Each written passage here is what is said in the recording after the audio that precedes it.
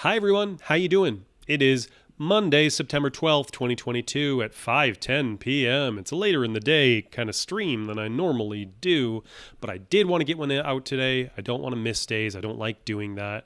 We've only got a couple things to talk about today. I'm going to jump right into it. The price of Bitcoin is $22,364. We are up 3.5% in the past 24 hours, which is nice. Like I mentioned in a previous live stream, I did exit all of my other positions, except for a little tiny bit in Ethereum that's just in various different wallets. It's kind of like dust left over. I need to go zero out those wallets. But the vast majority, overwhelming percentage of my portfolio, 99% of my portfolio is in Bitcoin now, and I'm glad of that. And I have no confidence that I'm ever going to exit that position ever again in favor of other coins. We'll see. In principle, I really just want Bitcoin at the end of the day. That's all I really want to have.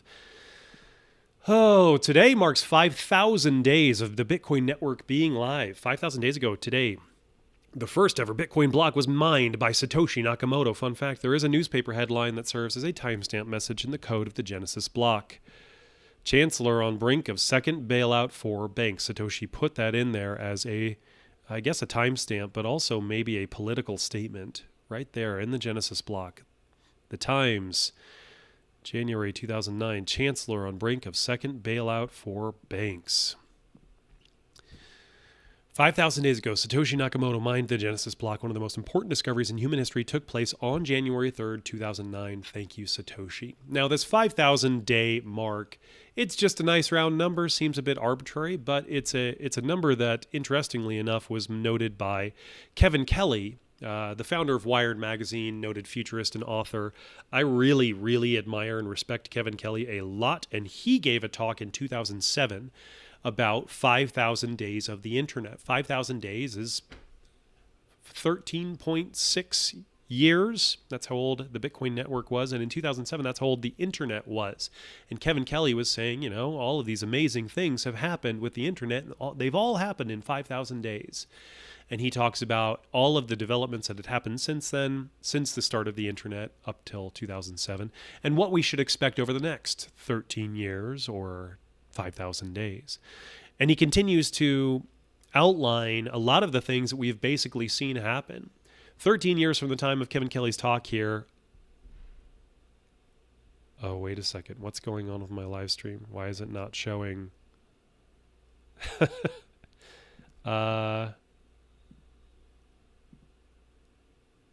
Guys, I don't know what's going on. It's not showing me. It's not showing you what I have. Hold on. We're going to figure this out. I know we're live right now. It's not ideal, but we're going to figure this out. There we go. Okay, that one. Don't know what's going on. I don't have another window open. That's the only one I have open. Weird. Apologies. If you're still with me, this is Kevin Kelly's talk that he gave. It's posted on TED. They posted it in 2008. The talk is from 2007. Kevin Kelly's a brilliant technologist. I really respect him. He talks about the things that are going to happen in the next 5,000 days after 2007 when he gave this talk, and most of those things have come to pass. We're still seeing some of it playing out, but we're definitely entering into a whole new phase of the web. In fact, I saw a very interesting video on TikTok recently that talked about how we talk about Web3 and how it's cryptocurrency. And this person said it's not going to be cryptocurrency, it's going to be AI. And I intend to talk more about AI moving forward on this channel because that is a strange thing. That is a strange phenomenon that's happening. AI is going to radically disrupt so many different things, and I want to play with it and see what we can do with it. Moving on, different Bitcoin news. This is Pierre Poilievre. I don't know how to pronounce that last name. He's the new leader of the Conservative Party in Canada, and he is pro-Bitcoin, anti-central banks, pro-affordable housing, anti-World Economic Forum. This seems like a cool guy. He also gave a talk in which he correctly defined money. Money is a technology by which we transport value over time and space. If that doesn't sound like a Bitcoiner, I don't know what does. They can always print more fiat. They can always dig up more gold. They can always issue more shares. They can always build more real estate. They can always create more art. But they can never make more Bitcoin. 21 million forever. I heard there are 56 million millionaires in the world, and there are only 21 million Bitcoin ever to be created. If you can get a whole coin and hang on to it and just sit on it, you will be in a unique position in life in not that many years. In fact, it's already well out of reach for a lot of people. A Bitcoin right now worth $22,000. How many people out there have $22,000 to put into a, I guess, speculative investment? Not very many, and certainly fewer that have the gumption to actually follow through, do it, and hold on for the long term. Many people are out there are worrying whether to buy Bitcoin at 21,000 or 22,000 or 23,000, meanwhile failing to realize that anything below 35,000 is a bargain over the long run. This is absolutely true from Wrecked Capital. I do this all the time. I worry about whether I should buy at this price or that price. What I really should do, I do this, is dollar cost average, buy periodically, no matter what the price is. I do that, but I also put some money aside so I can buy when there's a low point. I never actually hit the lowest low point, but I do try to get it lower than not. I probably would be better off to just buy as much as I can when I can. All right, to the matter at hand. This is what my thumbnail and title were about. HODLer, this is at HODLer, a longtime member of the Bitcoin community. He's got 66,000 followers here on Twitter. Dear Bitcoiners, I need your help to finish a fight that began in March 2019 to support. And what he's talking about is a legal fight. In March 2019, I tweeted truthfully on a matter of public interest. Little did I know about the notoriety of UK libel law, how it has a history of being used for slaps, and that a man rich in wealth but poor in character was about to commit a lot of resources to silence me.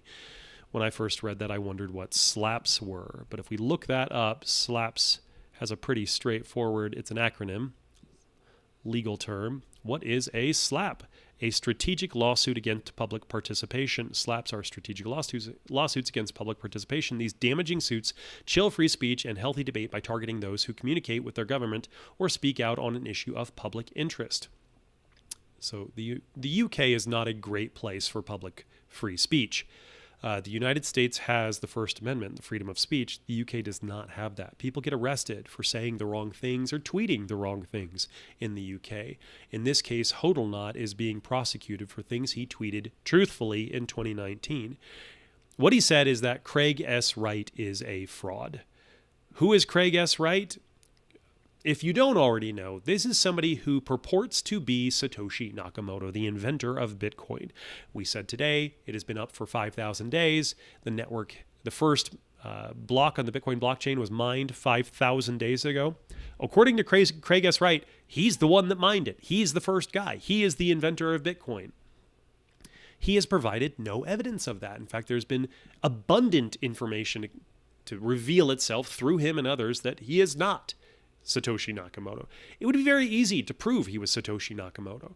Satoshi has Bitcoin wallets with a huge fortune in them. All Craig would have to do is to move any amount from any of those wallets. And he hasn't. He's never done that. This from Bitcoin News. Deposition of Craig Wright's wife shows little understanding. Oh, it's just his wife. Moving on. One thing that I've wondered about Craig Wright is why would you purport to be Satoshi Nakamoto when it is so obvious to anybody who takes a good look that you're not, that you are lying? But in fact, he does get cited as the inventor of Bitcoin on different occasions. This is a YouTube video from 2021. Dr. Craig S. Wright, the inventor of Bitcoin. From the Bitcoin Bridge. I don't know who this person is, but they genuinely seem to believe that Craig Wright is the inventor of Bitcoin. Huh. So HODLer and Craig Wright are in court. HODLer is being prosecuted by Craig Wright for libel. And the case is about whether or not Craig Wright's reputation was damaged by these tweets that were accurately calling him out as a fraud. It's not on the surface about whether or not Craig Wright is Satoshi, but in order to render whether or not these comments have been damaging, the judge will have to come to some conclusion about whether or not Craig S. Wright is Satoshi, whether or not he is Satoshi, or whether he is a lying fraud. So it's an interesting case. If there's any justice in the world at all, then it'll be found that HODLer is a free man and owes nothing, and hopefully Craig Wright does. Some interesting tweets in this thread from Specific Mills.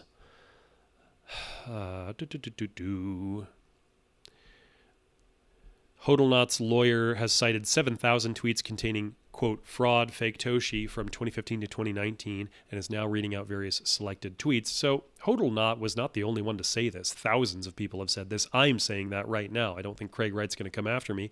I think he's a fraud. The judge also pointed out that it's very interesting that Craig S. Wright has said that hodling is a form of fraud, that like if you hodl, you're a fraud. This one. Including a tweet from Craig S. Wright that to hodl is a scam, which the lawyer suggests is quite an assertion from the arguable largest hodler out there, presuming Craig S. Wright has 1 million Bitcoin still, because Satoshi does. Satoshi has 1 million Bitcoin. If Craig S. Wright is Satoshi, then he would be the biggest hodler of all. The man's assertions don't make any sense. They're incoherent, and the entire community should be behind HODLer on this. If you have any insight on why somebody like Craig S. Wright would assert to be Satoshi, please help me out. Here, listen to this. Back in 2008, had this section on how identity worked in Bitcoin. I remember reading it.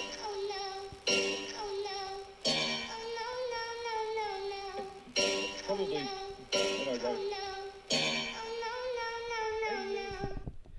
There's Craig S. Wright recalling when he read about how identity was described in the Bitcoin white paper, not about how he wrote it. I remember when I read it. I mean wrote it. The guy is so transparently a fraud, it's frustrating that it even has to go to court, but c'est la vie, we live in a backwards world. What do you think will happen in Bitcoin's next 5,000 days, the next over 13 years of its existence? Will we see hyper-Bitcoinization, where Bitcoin sucks all of the money world into its value ecosystem? Will we see it overtaken like the MySpace to Facebook, as some Ethereans seem to think? Will the fight still be going between fiat currency and Bitcoin 13 years from now? Where will global powers like the United States and China and Russia be in relation to each other and their individual currencies? Let me know down in the comments. I'm working on some other stuff. I'll be back with you soon. Thanks. Bye.